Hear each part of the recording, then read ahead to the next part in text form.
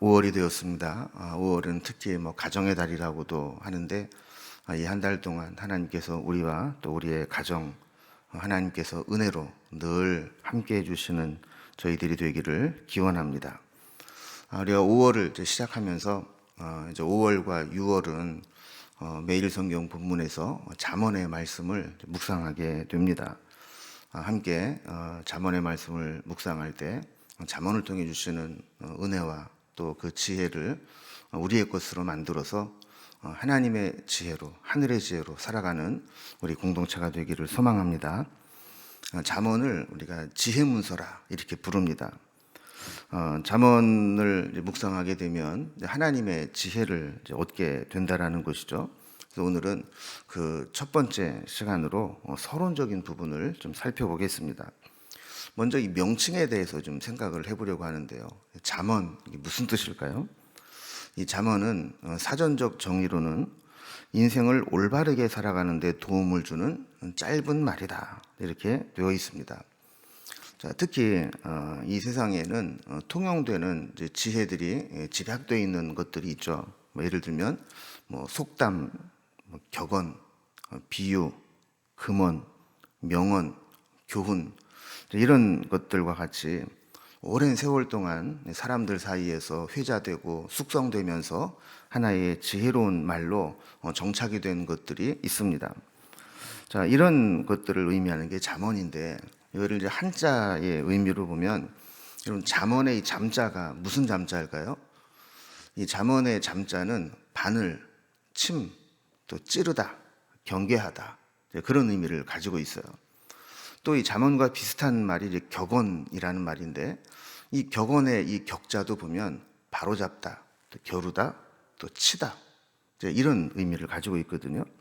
그러니까 이 한자적 의미로 보면 바늘로 찔러서 정신이 번쩍 들게 하는 말씀, 또 잘못된 것을 쳐서 바로잡게 만드는 말씀 이런 의미를 가지고 있는 것들이 잠언의 말씀이라는 겁니다. 그래서 이런 의미로 성경이 이제 율법에 다 세세하게 기록되어 있지 않은 우리 인생과 삶의 다양한 문제들에 대해서 우리가 믿음의 사람들은 어떻게 대처하며 살아갈 것인가 여기에 대해서 구체적인 교훈을 주는 것이 잠언 말씀입니다. 특히 이 잠언의 말씀은 신앙을 가진 사람들이 성경적인 가치를 배경으로 해서 널리 사람들 사이에 유포되어 있는 격언들로서 어떤 면에서 보면 아주 날카로운 현실 감각과 또 풍자성을 내포하고 있다고도 볼 수 있습니다. 그래서 잠언이 다루고 있는 주제들을 몇 가지만 좀 살펴보면 제일 중요한 게 우리 인생의 가치관을 어떤 것을 가치를 두고 살 것이며 또 어떤 태도를 가지고 살아갈 것인가 또 돈과 경제 생활은 우리 신앙과 어떤 관계가 있는가 그리고 하나님이 기뻐하시는 결혼과 가정 생활은 어떤 것인가 또 믿음의 사람들은 언어 생활을 어떻게 해야 될 것인가 그리고 친구와 인간관계에 있어서는 어떻게 해야 될 것인가 또 참된 성공이 무엇인가 그리고 우리의 마음을 우리 내면을 어떻게 요동치는 상황 속에서 다스리며 살아갈 것인가 이런 다양한 이 주제들 율법이라고 말하는 모세오경과 같은 그런 명문화되어 있는 어떤 규정 이외에도 우리 삶의 이런 다양한 부분들에 대해서 성도들은 믿음의 사람들은 어떻게 살아갈 것인가에 대해서 아주 광범위하게 말씀을 전해주고 있습니다.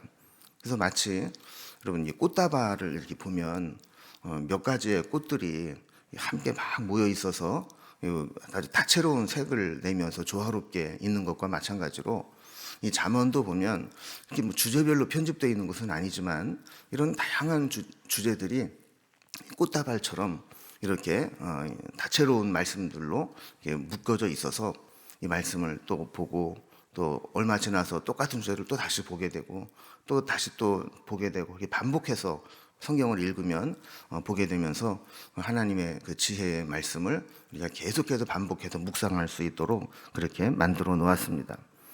오늘 이제 본문은 그 부분에 이제 그 제일 앞부분 이제로 되어 있는데 오늘 본문의 구조를 이렇게 보면 먼저 1절은 잠언의 이제 표제입니다.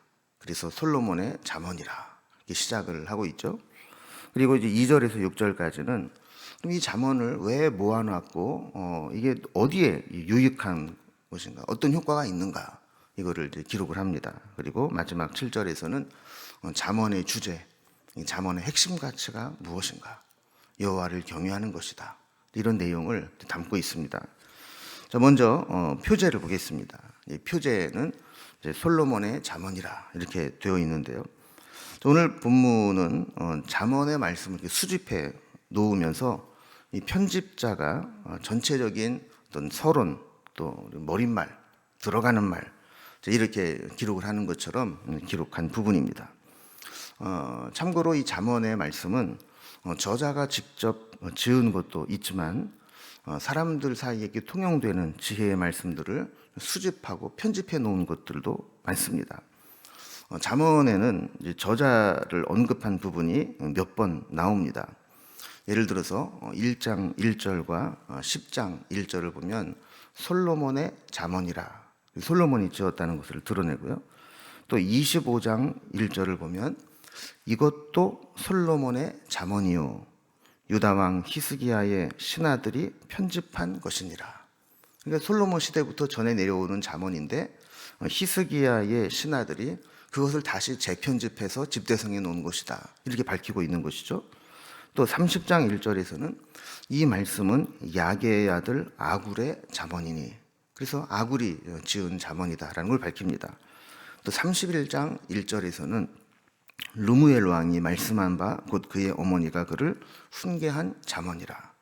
르무엘 왕이 썼는데 그건 어머니로부터 받은 지혜를 기록한 것이다. 이렇게 이제 저자들을 이제 기록해 놓은 것들이 있습니다. 여기 보면 아굴과 르무엘의 잠언을 제외하면 이제 솔로몬이나 솔로몬으로부터 내려오는 이 지혜들을 히스기야 때 신하들이 이제 편집한 것이다라고 밝히고 있는 것을 보게 됩니다. 물론 이제 솔로몬 자신도 열왕기상 4장 32절에 보면 3,000개의 잠언을 만들었다, 이렇게 기록을 하고 있어요. 솔로몬도 보면 엄청난 독서광이고 지혜를 사랑해서 그냥 닥치는 대로 책을 읽고 지혜를 수집했던 왕이기도 합니다.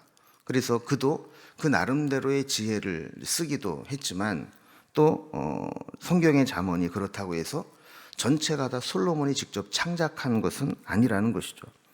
그리고 마치 우리나라의 한글인 훈민정음을 누가 만들었습니까? 우리 보통 세종대왕이 만들었다, 이렇게 알고 있지만 사실 세종대왕이 모든 걸 다 만든 건 아니죠. 집현전이라고 하는 그 한글을 창제하는 그 모임에서 학자들이 함께 공동으로 연구해서 이 한글을 만들어낸 것과 마찬가지로 잠언도 솔로몬의 잠언이다, 솔로몬의 잠언을 편집한 것이다, 이렇게 되어 있지만 솔로몬 개인의 창작물이 아니라 전해 내려오는 것들을 포함해서 이 솔로몬이 모은 것들, 지은 것들, 이런 것들을 함께 집대성해 놓은 것이다, 이렇게 보면 될 것 같습니다. 자, 그러면 이제 크게 두 번째로 잠언의 목적은 무엇이고 효과는 어떤 사람들에게 이 잠언이 어떤 효과가 있는가, 이거를 우리에게 보여줍니다. 여러분, 모든 책을 지은 목적이 있죠. 저자는 어떤 책을 쓰게 되면 내가 이 책을 쓰면서 읽는 독자들에게 이러이러한 것들을 전해주면 좋겠다 하는 이제 목적을 가지고 책을 쓰지 않습니까? 그래서 이 잠언을 이렇게 쓰고 모은 목적은 뭘까? 그랬을 때 오늘 본문에 보면 그것은 암과 깨달음을 위함이라는 거예요. 우리가 잘 모르는 것들을 알게 되고 또 잘 깨닫지 못했던 것들을 깨닫게 만들기 위한 것이 잠언이라는 것이죠. 그래서 2절 말씀을 보면 이는 지혜와 훈계를 알게 하며 명철의 말씀을 깨닫게 하며, 그래서 알게 하는 것, 깨닫게 하는 것, 이것이 목적이라는 거예요. 그럼 사실 우리도 인생을 살면서 보면 알아야 될 것을 알지 못하고 깨달아야 될 것을 깨닫지 못하면 결국 미련한 사람이 되고 맙니다. 우리가 적어도 알 것은 알아야 기본은 하고 살아가게 되고, 깨달음이 없는 사람은 늘 자기 세계에 갇혀서 자기만의 그 틀에 갇혀서 다른 사람들이 볼 때는 정말 미련하다, 이런 생각을 하게 만드는 거죠. 자, 그렇다면 오늘 2절을 다시 한번 보면 우리가 무엇을 알고 무엇을 깨달아야 될까요? 이거 보면 첫째로 지혜를 알아야 된다 그래요. 여러분, 지혜라는 말의 어원은 원래 기술이라는 데서 나온 것입니다. 어떤 사람이 오랫동안 한 가지에 깊이 몰두하고 연구해서 터득한 기술이 있습니다. 이게 뭐 장인들이죠. 달인이라고도 하고. 이런 이 기술은 사실 초보자들이나 평범한 사람들은 흉내내거나 모방할 수 있는 게 아닙니다. 요즘에는 이런 기술적 가치를 인정해서 특허라는 것을 만들어서 그 사람이 아주 독특한 이 지혜, 이 독특한 기술 이런 것들을 이제 보호해주고 있죠. 그 지혜도 마찬가지라는 겁니다. 오랜 경험에서 나온 하나님의 이 말씀을 통해 깨달은 것들이 지혜자의 삶을 통해서 검증되고 깨닫게 되면서 그 사람이 전하고 있는 말씀, 마치 특허를 이전해 주듯이 잠언을 통해서 지혜자가 깨달은 지혜를 함께 전달해 주고 공유해 주겠다 하는 겁니다. 두 번째로 이 잠언을 통해서 우리 알아야 될 것은 훈계를 알아야 된다는 거예요. 훈계라는 것은 잘못된 길로 가려고 할 때 바로 잡아주는 것을 말합니다. 여러분, 우리가 이 세상에 늘 정도로만 살아갈 수는 없습니다. 늘 바른 길로만 가지 못하고 때로 우리가 가야 될 정도에서 이탈해서 잘못된 길로 갈 때가 종종 있습니다. 왜냐하면 우리에게는 이 육체의 욕망과 이 죄의 욕망이 늘 우리 속에 있기 때문에 그렇습니다. 그래서 우리는 어떤 상황을 만나게 되면 이 잠재되어 있던 이 죄의 욕망들이 막 충동을 받게 되고 이 충동을 다스리지 못하게 되면 우리가 가야 될 길에서 이탈하게 되는 경우가 생기는 것이죠. 그래서 우리는 늘 정상적인 길을 가는 것처럼 보이다가도 깜빡하면 졸음운전을 하듯이 우리 인생이 정도에서 벗어나서 탈선할 위험을 가지고 있습니다. 자, 이때 우리에게 필요한 게 훈계라는 것이죠. 그래서 잠언의 말씀, 하나님 말씀을 잘 묵상하고 공부하다 보면 내가 이게 좀 잘못된 길로 가고 있구나. 내가 잘못된 생각을 하고 있구나.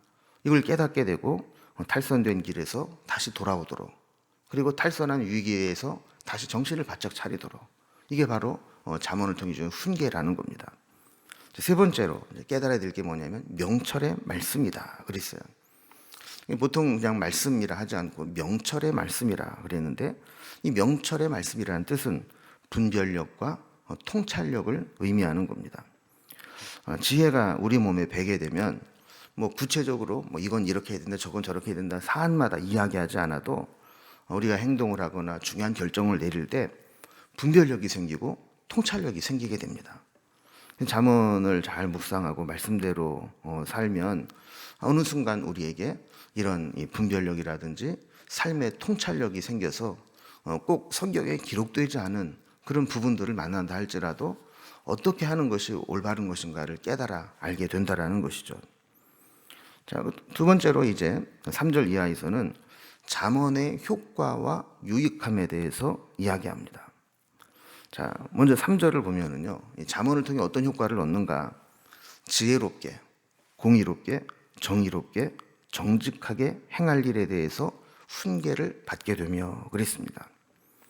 그래서 이제 지혜롭게 된다. 잠언을 읽으면 우리 어떤 효과가 있냐? 우리를 지혜롭게 만든다 그랬어요. 지혜롭게 만든다는 말의 뜻은 일을 전체적으로 알게 된다라는 거예요. 우리가 어떤 일을 할 때 전체적으로 그 일이 어떻게 되는지를 알고 하게 되면 어떤 문제가 생겨도 전체적인 안목에서 그것을 파악하고 해결을 할 수 있게 됩니다. 그러나 지혜가 없는 사람은 그냥 눈에 보이는 것, 겉으로 드러나는 것만 보기 때문에 그 원리를 알지 못하고 일머리를 알지 못하기 때문에 그걸 바르게 해결하고 처리할 수가 없게 되는 것이죠. 잠언의 말씀들을 통해서 구체적인 것들을 우리가 깨닫고 삶에 적용을 하다 보면 인생을 이렇게 살아야 되는 거구나, 이거를 전체적인 것을 깨달아 아는 지혜가 생긴다는 겁니다. 두 번째로 보면 크게 세 개의 단어가 함께 묶여져 있는데요, 공의롭게, 정의롭게, 정직하게 그랬어요. 여러분, 이 잠언의 말씀이 이 세상의 처세술이나 성공학과는 다른 것은 이 성경을 읽으면 세상에서 출세한다, 성공한다, 돈 많이 번다, 이거를 가르쳐 주는 게 아니라는 겁니다. 여러분, 세상에도요, 아무리 성공한 것처럼 보이고 위대한 업적을 이루어도 그 사람의 도덕성에 심각한 문제가 있거나 죄를 지으면 그가 이룬 업적과 성공은 아무 의미가 없습니다. 그냥 결국에는 범죄자요, 전과자가 되고 마는 것입니다. 근데 세상을 보면 정말 많은 사람들이 성공하면 할수록 많은 죄를 짓습니다.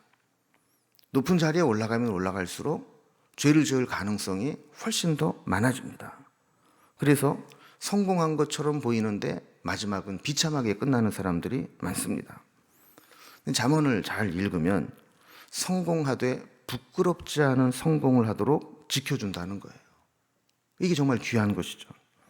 그래서 앞에 지혜롭게 한다라는 것이 만약에 개인의 성공을 위해서 필요한 것이라면 공의롭게, 정의롭게, 정직하게 살아간다라는 것은 공동체적 덕목을 강조한 것이다 라고도 볼 수 있습니다.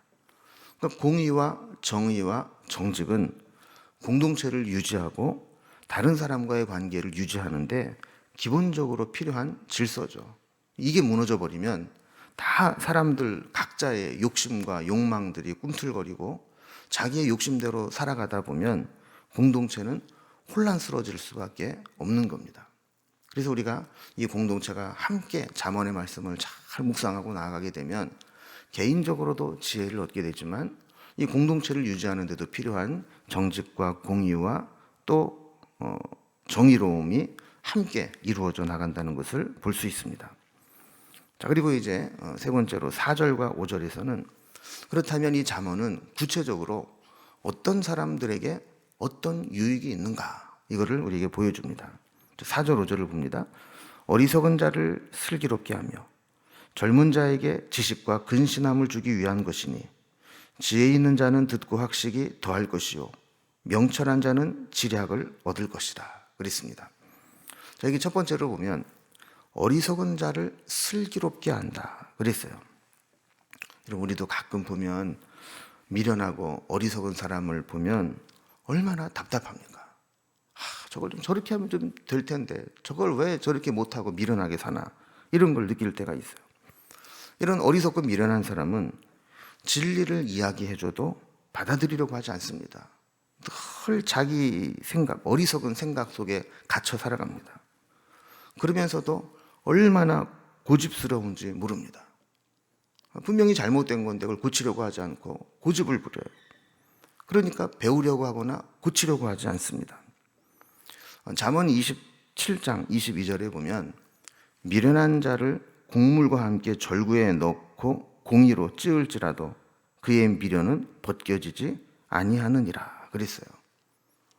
그럼 이 곡식의 이 껍데기를 그냥 뭐 손으로 비빈다고 이게 벗겨지는 게 아니니까 절구에 넣고 공의로 찧어서 그렇게 충격을 주고 깨지지 않을 정도로 계속 빻아서 껍데기를 벗겨내지 않습니까? 그런데 이 미련한 자의 미련은 그렇게 빻아도 벗겨지지가 않는다는 거예요.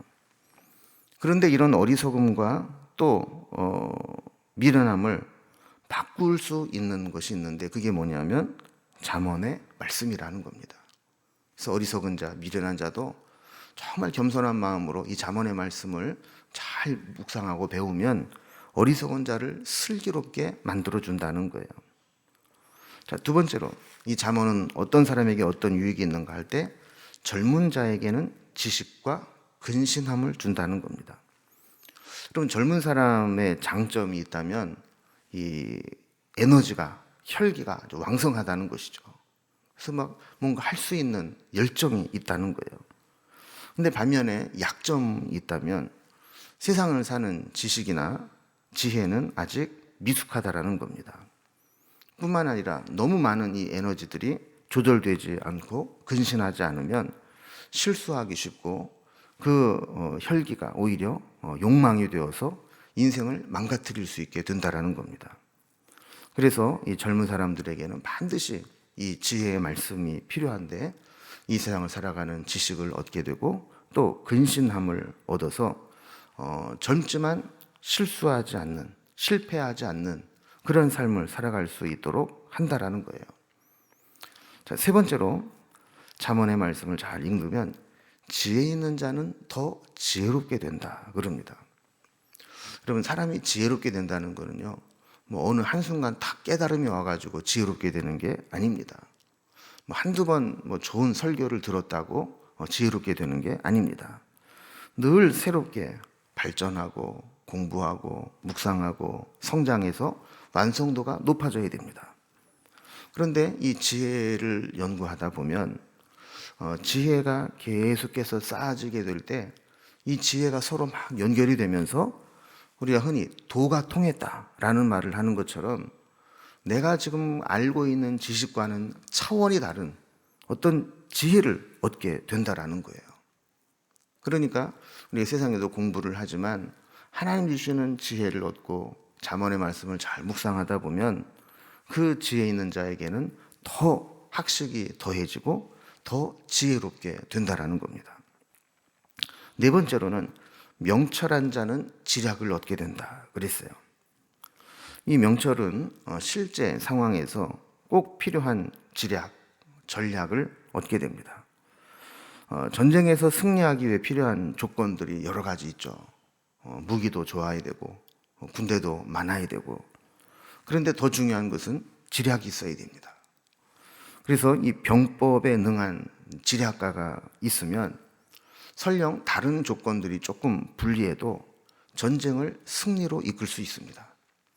그러나 이런 모략가가 없는 미련한 지휘관이 통솔하는 군대는 아무리 군대가 많고 아무리 좋은 무기를 가지고 있어도 그 모략에서, 지략에서 패하게 되면 전쟁에서 이길 수 없는 것이죠.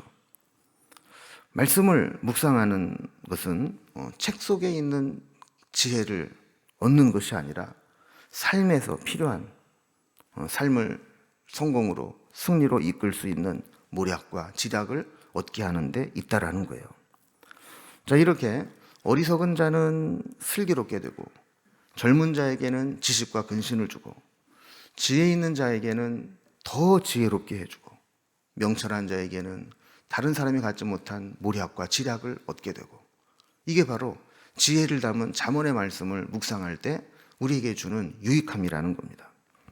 그래서 6절에 보면 독자들을 이 지혜로 초대합니다. 그래서 뭐라고 얘기를 하냐면 잠언과 비유와 지혜 있는 자의 말과 그 오묘한 말을 깨달으리라 그랬어요. 그런데 이 잠언의 말씀을 읽고 어떤 부분은 이게 쉽게 깨닫는 경우도 있지만 지혜와 비유와 오묘한 말로 되어 있어서 얼핏 보면 그게 뭔 뜻인지 깨닫지 못하는 말씀들도 있습니다. 그래서 우리가 이제 앞으로 잠언의 말씀을 계속 묵상하며 나아갈 텐데, 그냥 읽을 때에는 이게 뭐 그냥 좋은 말 같다 이 정도였는데 그 의미를 또 깨닫고 나면 이게 이런 말씀이었어? 그러면서 이제 깨닫게 되는 것들도 생겨나게 되죠. 그래서 풍자를 담은 비유나 이 수수께끼와 같은 오묘한 것들이 있어서 그 의미를 깨닫지 못하면 이게 무슨 뜻인지 모르는 경우가 있습니다. 그래서 이 잠언은 어떤 면으로 보면 깊이 연구를 하고 광산에서 어떤 금속이나 금이나 이런 것들을 캐낼 때 그냥 금만 똑 떼우는 게 아니잖아요. 깊이 파내서 그 속에 있는 금맥을 찾아야 그 금을 캘 수 있는 것과 마찬가지로 잠언의 말씀도 우리가 하나님께 지혜를 구하고 하나하나 묵상을 해 나아갈 때 그 속에 있는 아주 금광과 같은 말씀을 깨닫게 된다라는 겁니다. 이제 마지막으로 오늘 크게 세 번째로 잠언의 주제가 뭐냐, 잠언의 핵심 가치가 뭐냐 그랬을 때 여호와를 경외하는 것이다 그랬어요. 지금까지 이제 저자는 잠언이 이런 책이고 잠언은 이런 효과가 있고 잠언은 사람들을 이렇게 유익하게 만들어주고 그래서 우리가 잠언을 알아야 된다라고 말을 했는데, 자, 그렇다면 이 지혜의 말씀의 핵심이 뭐냐, 어떻게 할 때, 어떤 자세를 가질 때 이거를 깨달을 수 있느냐 그랬을 때 여호와를 경외하는 것에서부터 나온다 그랬어요. 7절 말씀을 보면 여호와를 경외하는 것이 지식의 근본이오늘 미련한 자는 지혜와 훈계를 멸시하느니라 그랬습니다. 여러분, 우리가 전자제품이나 좀 고급 사양의 어떤 물건들을 사면 거기에 반드시 제품 설명서와 또 사용 설명서가 함께 첨부되어 따라오게 됩니다. 제품 설명서를 보면 이 제품의 사양이라든지 성능이라든지 구조라든지 어떤 것들로 구성되어 있는지 이런 것들을 이제 제조자 입장에서 만드는 입장에서 이 제품에 대한 설명을 해놓게 되죠. 그리고 또 하나는 이제 사용 설명서가 있어요. 그러면 여기는 이런 다양한 성능과 기능이 있는데 이거를 잘 활용하려면 알아야 될 것이 뭐냐, 어떤 것들을 우리가 이 제품을 통해 사용할 수 있느냐, 또 만약에 어떤 문제가 생겼을 경우에는 어떻게 대처를 하면 되느냐, 이런 것들이 이제 사용 설명서에 잘 나와 있게 되죠. 근데 많은 사람들이 귀찮아 가지고 이거를 잘 보지를 않습니다. 그래서 기능을 제대로 사용하지도 못하고 문제가 생겼을 때 억지로 막 하다가 결국에는 고장이 나기도 하고 이런 일들이 있는 것이죠. 근데 저는 우리 인생도 마찬가지라고 생각을 합니다. 여러분, 우리 인간이라는 존재가 누가 지으셨어요? 하나님이 지으셨어요. 그럼 하나님께서 우리를 어떻게 지으셨는지, 우리의 체질이 어떤지, 우리의 내면이 어떤지 이런 것들을 자세하게 기록을 해놓은 것이 성경이고 잠언입니다.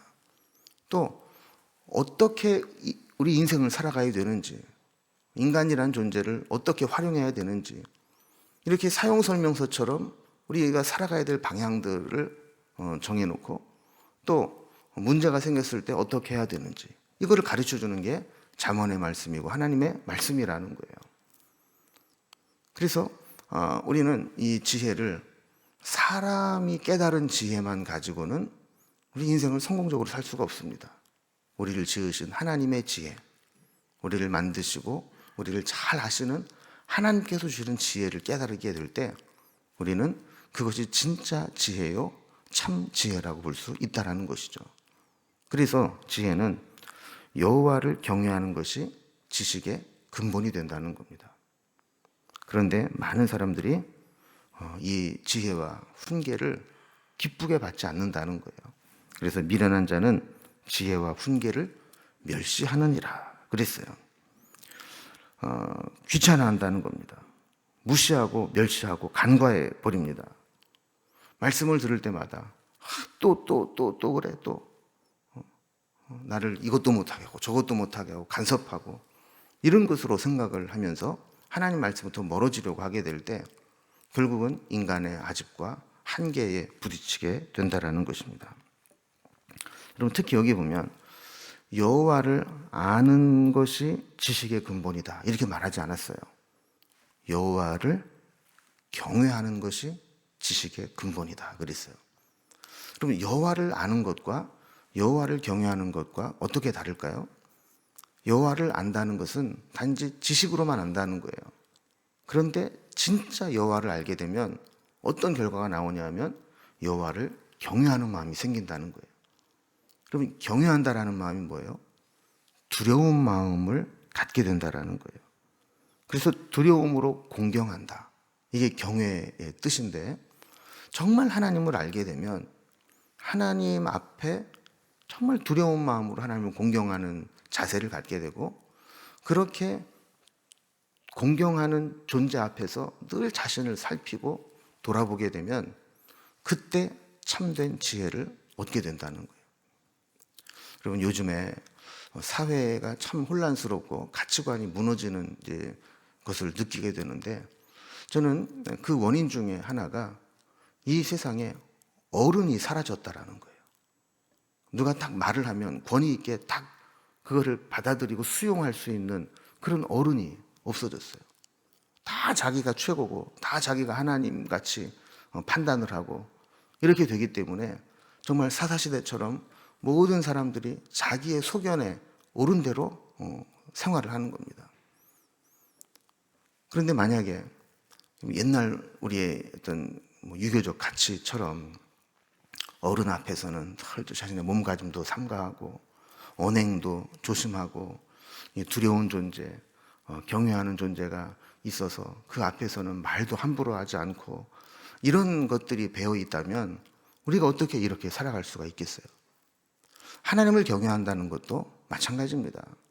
우리가 하나님을 정말 경외하는 마음이 있다면 우리가 어디 그렇게 말을 함부로 하고 살아갈 수 있겠어요? 정말 하나님 말씀을 정말 두려운 마음으로 받들어 살아가게 된다면 우리가 어떻게 그렇게 행동하고 처신할 수 있겠어요? 이게 없으니까 자기 멋대로 살아가다가 여기저기에서 마치 무면허 음주자가 운전을 하고 돌아다니면서 사고를 내는 것과 마찬가지로 우리 인생도 여기저기 부딪히고 사고가 나고 문제를 일으키고 이렇게 되는 거거든요. 저는 이번 잠언 묵상을 통해서 우리 교회가 함께 하늘의 지혜를 배우고 또 이 땅에서 살아갈 때에도 하늘의 지혜를 얻어서 살아갈 수 있기를 바랍니다. 그래서 하나님의 말씀을 참 두려운 마음으로 받들고 여호와를 경외하는 것이 지식의 근본이다. 이거를 마음속에 새기면서 이제 내일부터 계속 주어지는 하나님의 말씀들 한 절 한 절을 통해서 하늘의 지혜를 얻어갈 수 있는 저희들이 되기를 주님의 이름으로 기원합니다.